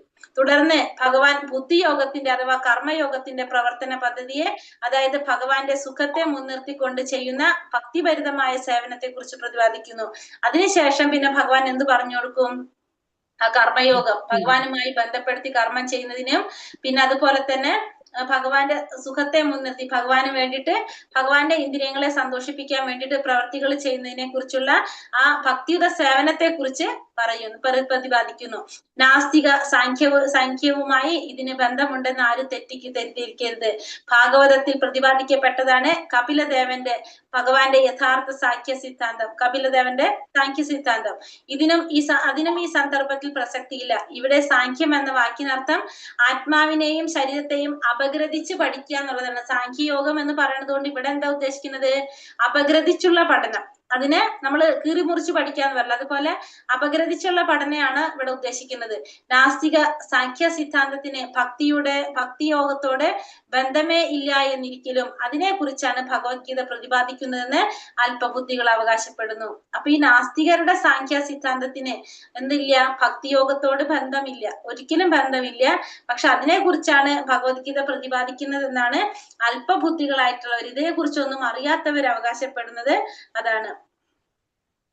നഷ്ടമോ ലാഭമോ ഉദ്യമത്തിലില്ല, ഇത് രക്ഷ നേടുന്നു എന്നാണ് ഇതിൽ പറഞ്ഞത്. അവിടെ പറഞ്ഞത് ഭൗതിക തലത്തിലുള്ള എല്ലാ പ്രവർത്തികളും പൂർത്തീകരിക്കേണ്ടതായിട്ടുണ്ട്, അല്ലെങ്കിൽ അതിനായി ചെയ്ത പ്രവർത്തനങ്ങളെല്ലാം പാഴായി തീരുന്നു. കൃഷ്ണാവബോധത്തോടെ ചെയ്യുന്ന കർമ്മം ശാശ്വതമായ ഫലം ഉളവാക്കുന്നു. അത് പൂർത്തീകരിച്ചില്ലെങ്കിൽ പോലും, അതുകൊണ്ട് കൃഷ്ണാവബോധത്തോടുള്ള കർമ്മം ചെയ്യുന്നവർക്ക് അത് മുഴുമിക്കാൻ കഴിഞ്ഞില്ലെങ്കിൽ കൂടി നഷ്ടം സംഭവിക്കുന്നില്ല. ഒരു ചെറിയ ശതമാനം കൃഷ്ണാവബോധത്തോടെ ഇരുന്ന ആയിരുന്ന അജാമിളൻ പ്രവർത്തിച്ചിരുന്നത്. എന്നിട്ടും ഒടുവിൽ ഭഗവത് കൃപയാൽ 100% ഫലം അദ്ദേഹത്തിന് അനുഭവിക്കാൻ കഴിഞ്ഞു. അപ്പൊ നമ്മൾ കൃഷ്ണാവബോധത്തോടെ ചെയ്യുന്ന കർമ്മങ്ങൾ ഇപ്പൊ നമുക്ക് മുഴുവിക്കാൻ സാധിച്ചില്ലെങ്കിൽ പോലും നമുക്ക് എന്തില്ല, നമുക്ക് പേടിക്കേണ്ട ആവശ്യമില്ല. കാരണം നമുക്ക് എന്ത് സാധിക്കും, അടുത്തൊരു ജന്മത്തിൽ നമുക്ക് വീണ്ടും അവിടെ തൊട്ട് തന്നെ തുടങ്ങാനായിട്ട് സാധിക്കും കൃഷ്ണാവബോധത്തോടെ കർമ്മം ചെയ്യുന്നവർക്ക്. ഇപ്പൊ അജാമിളന്റെ കഥ പറയുന്നത് എങ്ങനെയാണ്? അജാമിളൻ കൃഷ്ണാവബോധത്തോടെ ഉണ്ടായിരുന്ന ഒരു വ്യക്തിയായിരുന്നു ആദ്യം. അതിനുശേഷം പിന്നെ വീണ്ടും തിരിഞ്ഞ് വേറെ രീതിയിലായിട്ട് പോയി. എന്നിട്ടും ഒടുവിൽ എന്ത് സാധിച്ചു? ഭഗവാന്റെ കൃപ കൊണ്ട് അദ്ദേഹത്തിന് ഭഗവത് സന്നിധിയിലേക്ക് പോകാനായിട്ട് സാധിച്ചു. അപ്പൊ നമ്മള് ഭഗവാന് വേണ്ടിയിട്ട് കർമ്മം ചെയ്തുകൊണ്ടിരുന്ന, ഭഗവത് സേവനം ചെയ്തുകൊണ്ടിരുന്നാൽ നമ്മൾ വിട്ടാലും നമ്മൾ ആര് വിടില്ല? ഭഗവാൻ വിടില്ല. കൃഷ്ണാവബോധത്തിലുള്ള പ്രവർത്തനമാകട്ടെ ദേഹനാശത്തിന് ശേഷവും ഒരാളെ കൃഷ്ണാവബോധത്തിലേക്ക് നയിക്കുന്നു. അപ്പൊ നമ്മൾ കൃഷ്ണാവബോധത്തോടെ കർമ്മങ്ങൾ ചെയ്തു, നമ്മളെ ദേഹം നശിച്ചു, അതായത് നമ്മൾ മരണപ്പെട്ടു, വീണ്ടും ഒരു ജന്മം സ്വീകരിക്കുമ്പോൾ ചിലപ്പോ ശരീരത്തില് നമ്മളെ രൂപത്തിലൊക്കെ മാറ്റം വന്നിട്ടുണ്ടാവും. ചിലപ്പോ മനുഷ്യന്റെ ശരീരം തന്നെ ആയിരിക്കും, പക്ഷെ മാറ്റങ്ങൾ ഉണ്ടാവും. എന്നാലും നമുക്ക് എന്തിലും മാറില്ല, ആ കൃഷ്ണാവബോധ പ്രവർത്തനം നമ്മൾ എവിടെയാണ് നിർത്തിയത് അവിടെ നമ്മൾ കണ്ടിന്യൂ ചെയ്തു പോകും. ആ ആത്മീയോത്കർഷത്തിന് കൂടുതൽ അവസരം കിട്ടാവുന്ന വിധം സംസ്കാര സമ്പന്നമായ ഒരു ബ്രാഹ്മണ കുടുംബത്തിലോ പ്രാമുഖ്യത്തിലുള്ള ധനിക ഗൃഹത്തിലോ അടുത്ത ജന്മത്തില് മനുഷ്യനായി പിറവിയെടുക്കാനെങ്കിലും അയാൾക്ക് സാധിക്കുമെന്നുറപ്പാണ്. അതാണ് കൃഷ്ണാവബോധത്തിന്റെ കർത്തവ്യത്തിന്റെ അതുല്യ വൈശിഷ്ട്യം. അപ്പൊ പിന്നെ അടുത്ത പ്രത്യേകത പറഞ്ഞ എന്താണ്, നമ്മളിപ്പോ ഈ ചെയ്യുന്ന കർമ്മങ്ങളൊന്നും, ഇപ്പൊ നമ്മൾ രാവിലെ എഴുന്നേറ്റ് നമ്മൾ രാവിലെ നാമം ജപിക്കുന്നു, ഭാഗവതം കേൾക്കുന്നു, മംഗളാരതി അറ്റൻഡ് ചെയ്യുന്നു, ഇതൊക്കെ നമ്മൾ ചെയ്തിട്ട് നമ്മൾ പെട്ടെന്ന് നമുക്കിതൊന്നും മുഴുമിക്കാൻ സാധിച്ചില്ല, നമുക്ക് ആത്മസാക്ഷാത്കാരത്തിൽ എത്താൻ സാധിച്ചില്ല. ചെയ്യുന്നത് നമ്മൾ ഇതിങ്ങനെ ചെയ്തു പോയി, എന്നിട്ട് നമ്മൾ മരണം സംഭവിച്ചു കഴിഞ്ഞാലും നമുക്ക് എന്ത് വരുന്നില്ല, ഒരിക്കലും ഈ ചെയ്ത കാര്യങ്ങൾ നമുക്ക് നഷ്ടം വരുന്നില്ല. എന്താ സംഭവിക്കുന്നത്? വീണ്ടും അടുത്തൊരു ജന്മത്തിന് നമുക്ക് ജനിക്കുമ്പോ സംസ്കാര സമ്പന്നരായിട്ടുള്ള കുടുംബങ്ങളില്, ബ്രാഹ്മണ കുടുംബങ്ങളില് അല്ലെങ്കിൽ ധനിക കുടുംബങ്ങളിലായിരിക്കും നമുക്ക് ജന്മം എടുക്കാൻ സാധിക്കുന്നത്. അങ്ങനെ ആ കുടുംബത്തിൽ ജന്മം എടുത്തുകൊണ്ട് നമുക്ക് എന്ത് സാധിക്കും? ഈ കൃഷ്ണാവബോധത്തിന്റെ കൃഷ്ണാവബോധത്തിലുള്ള പ്രവർത്തനങ്ങൾ നമുക്ക് തുടർന്ന് കൊണ്ടുപോകാനായിട്ട് സാധിക്കും. അപ്പൊ നമ്മൾ ഈ ചെയ്യുന്ന കാര്യങ്ങൾക്ക് ഒരിക്കലും നമുക്ക് എന്ത് സംഭവിക്കുന്നില്ല, നാശം സംഭവിക്കുന്നില്ല എന്നുള്ളതും കൂടി നമ്മൾ മനസ്സിലാക്കണം. ഇത് എത്ര നമ്മൾ ചെയ്താലും അതിന്റെ ഫലം നമുക്ക് അനുഭവിക്കാനായിട്ട് സാധിക്കും. അപ്പൊ ഒരിക്കലും നമുക്കിതൊന്നും നഷ്ടം സംഭവിക്കുന്നില്ല എന്നുള്ളതും കൂടി ഇവിടെ പറഞ്ഞു തരുന്നത്. ഹരേ കൃഷ്ണ കൃഷ്ണ കൃഷ്ണ ഹരേ ഹരേ, ഹരേ രാമ